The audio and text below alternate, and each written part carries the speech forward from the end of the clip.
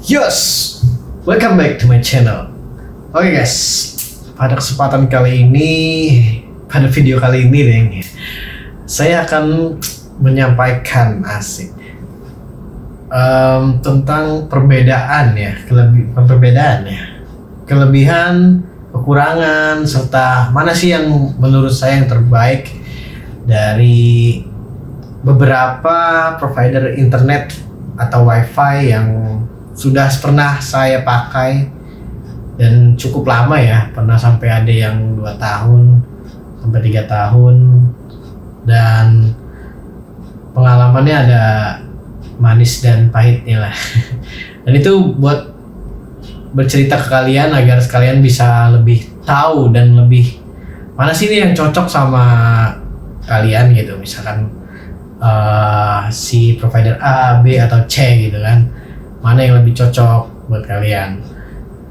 Juga sebelum video gue mulai, gue disclaimer dulu kalau misalkan ini adalah pendapat gue pribadi, jadi baik buruknya itu ya tergantung kalian. Jadi saya akan sampaikan di sini hanya kekurangan dan kelebihannya, dan nanti di akhir video akan saya berikan yang menurut saya baik, hanya menurut saya. Kalau menurut kalian lebih baik ya silahkan komen di kolom komentar. Langsung aja, sebelum kita mulai jangan lupa like and subscribe dan bagikan teman-teman kalian agar kalian bisa bantu channel ini berkembang lebih baik lagi ke depannya. Jadi dari yang pernah saya pakai dulu internet itu, yang pertama adalah IndiHome. Nah, sebelumnya itu memang Speedy ya, saya sempat nyoba internet itu dari Speedy. Dari Speedy itu zamannya 1 Mbps itu 100.000 kalau salah deh. Itu masih susah banget ya pasang internet itu zaman tahun 2000-an, 2010 lah kalau nggak salah. Terus berubah ke IndiHome, itu juga jaringan kesini juga agak sulit gitu untuk pasang IndiHome, jadi nunggu berapa lama baru ada fiber optiknya kesini, dan juga harganya yang mahal. IndiHome itu dulu saya 10 Mbps aja 400.000 kalau salah tuh, itu zaman 2015 kalau nggak salah, seingat saya. Dan juga kecepatannya itu ya 10 Mbps megabit, artinya kalau download itu 1 MB ya, 1 MB kalau download. Terus kalau masalah stabilnya dia cukup stabil ya kalau dipakai untuk nge-game, cuman terkadang jeleknya IndiHome itu di beberapa jam apalagi jam-jam sibuk seperti malam, atau paling sering tuh jam 12 malam itu dia kadang suka putus. Nah, hal tersebut biasanya saya lakukan itu telepon ke CS ya, ke CS-nya langsung diangkat, tapi ya makan pulsa ya, karena dulu kan masih ada telepon rumah, ini pulsanya masih kesedot pembayaran pasca bayar ya kalau telepon rumah. Nah, jadi si teknisi itu selalu bilang kalau misalkan tidak udah dicoba di restart belum gitu kan, soalnya IP-nya masuk ke IP yang penuh, yang publiknya penuh, jadi kayak harus kita keluar dari IP-nya situ. Jadi itulah lika-liku IndiHome. Cuman ada beberapa yang teknisinya di beberapa wilayah yang saya tahu, ada beberapa teman saya juga yang pakai IndiHome, itu responnya itu lambat. Jadi kayak misalkan putus nih, misalkan lost kabelnya, ada yang putus, itu tandanya di routernya itu warnanya merah. Nah, dia bakalan, kita lapor nih sama IndiHome, itu bisa sampai seminggu katanya baru ditanggepin. Nah, kalau saya sendiri sih, sepengalaman saya sempat pakai IndiHome itu sampai 2 tahun, itu selalu datangnya cepat, sehari, walaupun hari libur dia datangnya besokannya biasanya datang, kecuali cuacanya sangat buruk ya, misalnya hujan yang besar ya, kalau kayak hari-hari deket Imlek kayak gitu kan hujannya besar, itu dia datangnya agak lama untuk menunggu cuaca lebih baik, karena kan mereka pasangnya di atas ya, jadi agak berbahaya gitu. Dan juga mungkin kelebihannya untuk IndiHome itu dia masuk ke pelosok-pelosok. Jadi sebenarnya ya menurut yang saya tahu kok, mohon kalau salah dikoreksi. Jadi jaringannya IndiHome itu dia satu jalur dengan jaringan-jaringan yang provider lain, misalkan kayak CBN, Transvision, terus Bisnet, First Media. Biasanya satu jalur. Cuman kalau salah mohon dikoreksi ya. Saya dapat info seperti itu. Nah, jadi mereka itu kayak nyewa jalurnya tersebut. Nah, jadi tapi kalau belum ada kontrak itu jadi mereka nggak bisa masuk. Nah, jadi tetap yang bisa menjangkau daerah-daerah terpencil, daerah pojokan, daerah di luar perumahan, biasanya itu IndiHome yang berani masang. Tapi dia melebihi dari 100 meter dia kadang nggak mau, karena dia takut putus itu loh yang tadi saya bilang. Karena kan sering ada putus kena pohon atau ada tikus kayak gitu kan, mereka menanggung resikonya, terkadang nggak mau kalau di jauh dari 100 meter rumah dari titik routernya. Tapi ada juga beberapa yang marketingnya mau dengan cara kita kasih uang rokok lah itu. Jadi ada uang terima kasih ke mereka karena mereka mau masang kita di 100 meter lebih. Nah, itu kekurangan IndiHome yang tadi saya sebutkan ya, itu terkadang suka nggak stabil kalau apalagi jam-jam sibuk, dan kalau putus kadang katanya lama. Cuma kalau saya sih nggak merasakan ya kalau putus lama tuh, jarang. Dan juga kalau IndiHome itu cukup mahal harganya dengan kecepatan yang rendah ya, menurut saya rendah. 10 Mbps tuh sekarang udah YouTube aja sekarang udah 780 tuh udah kurang ya, udah 1080 udah bagus ya video itu. Nah, yang kedua itu saya ganti dari IndiHome, saya ganti ke CBN. Sempet ganti ke beberapa provider yang nggak jelas, tapi itu cuman bentar-bentar, jadi saya sebut aja provider yang lumayan cukup terkenal ya, kayak CBN. CBN itu pasang, kebetulan marketing itu orangnya baik ya, jadi pemasangan itu cepat, terus gratis. Dia tuh lagi entah promo atau enggak ya, dia gratis pemasangannya. Dan juga selama saya pakai 2 tahun itu jarang sekali putus, dan juga koneksinya stabil. Dan awal-awal harganya itu murah sekali awal-awal karena mungkin masih promo ya. Dan sekarang tuh harganya udah naik ya. Untuk 20 Mbps itu 340 ribuan.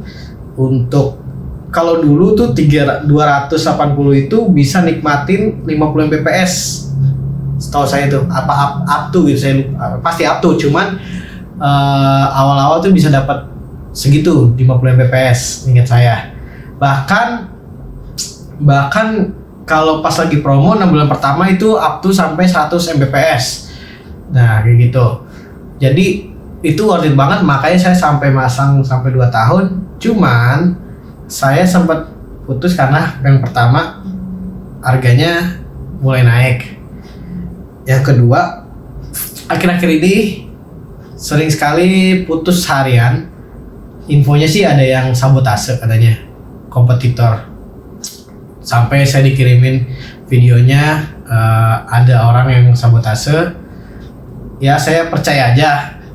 Cuman ya kita seharian tanpa internet ya, zaman sekarang tuh butuh banget ya, apalagi zaman corona kayak gini, pandemi, jadi butuh banget kayak internet untuk Zoom. Kalau kita pakai kuota sendiri tuh, saya isi 6 GB aja bisa 3 hari habis.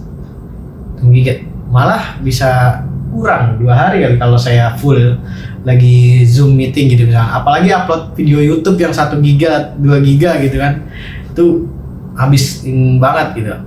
Dan juga saya akhirnya memutuskan untuk keluar dari CBN, untuk putus dari CBN karena saya udah 4 hari ya sampai sekarang nih. Ini baru banget saya putus CBN, udah 4 hari, jadi gak datang teknisinya udah putus. Nah itu putusnya bukan putus area semuanya ya, jadi putus di jalur saya aja. Jadi kayak sepertinya sih putus dekat tiangnya.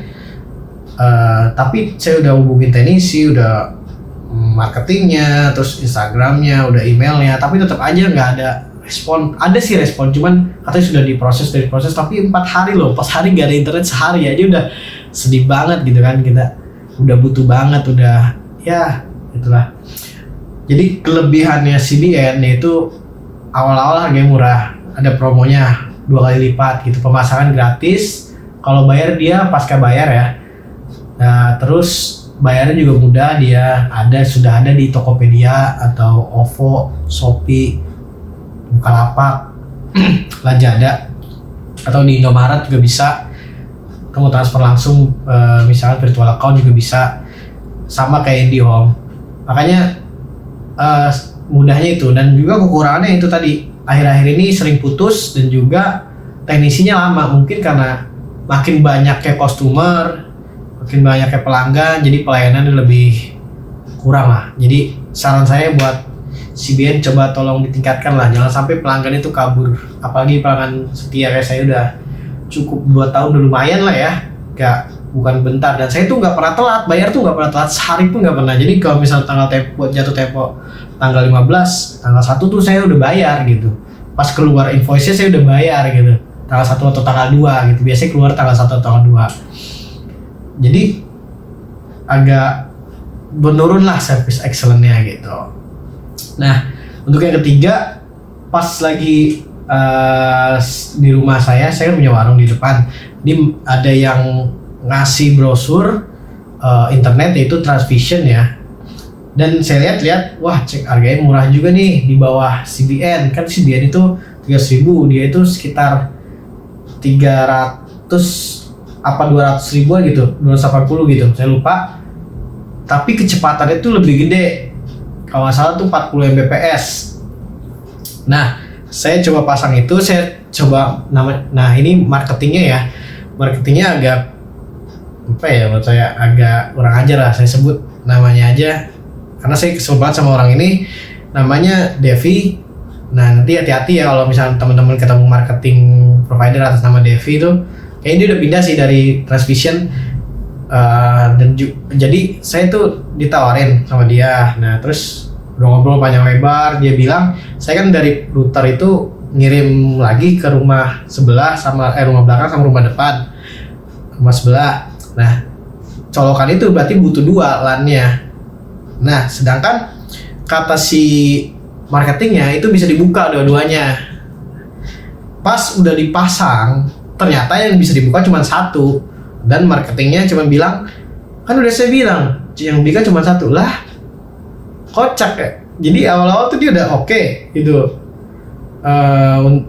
kalau bisa dibuka port LAN 2-nya, ternyata nggak bisa. Ya saya nggak bisa make dong, saya harus beli TP-Link aja harganya udah 1 juta. Gimana, masa nggak amanah lah gitu marketing kayak gitu. Jadi ya jual produk kayak yang wajar-wajar aja, jangan ditambah-tambahin lah. Nah itu saran saya. Jadi ngejelekin nama Transvision-nya sendiri gitu kan. Nah kebetulan pas pasang Transvision itu satu jalur sama CBN ya. Jadi dikasih tahu juga nih sama marketing CBN-nya kalau misalkan Transvision itu ternyata numpang sama CBN. Jadi untuk buka port itu juga kudu izin dulu ke CBN, infonya gitu. Kalau salah mau dikoreksi ya, karena saya dapat infonya seperti itu. Nah jadi